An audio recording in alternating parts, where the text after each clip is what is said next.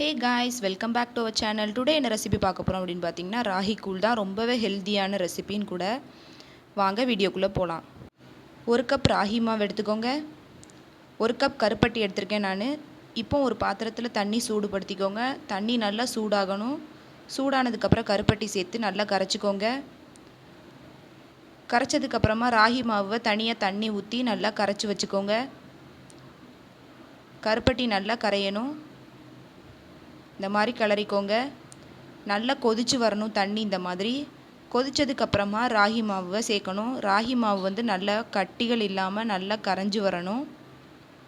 அதுக்கப்புறமா சேர்க்க வேண்டியது இருக்கும். இப்போ மாவை சேர்த்துக்கலாம். எல்லா மாவையும் ஊற்றிக்கிட்டேன் உள்ள. சேர்த்ததுக்கப்புறம் நல்லா கிளறுங்க. உடனே கிளறிடுங்க, இல்லைனா கட்டி கட்டியாக விழுந்துடும். இந்த மாதிரி கிளறிக்கிட்டே இருக்கணும். கிளற கிளற கட்டிகள் எல்லாம் கரைஞ்சிரும்.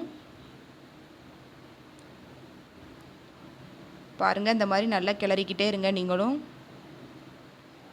பார்க்கவே எப்படி இருக்குது பார்த்தீங்களா? இப்போ கொஞ்சமாக தேங்காவை துருவி அது கூட ஏலக்காய் 2 ஏலக்காய் சேர்த்து துருவி இந்த மாதிரி போட்டுக்கோங்க. சேர்த்துட்டு இந்த வாட்டி நல்லா மிக்ஸ் பண்ணுங்கள். அவ்வளோதான், ராகி கூழ் ரெடி ஆயிடுச்சுங்க. இந்த ராகி கூழ் உங்கள் வீட்டில் செஞ்சு பார்த்து டேஸ்ட் எப்படிங்கிறத கமெண்ட் செக்ஷனில் சொல்லுங்கள். தேங்க்யூ, பாய்.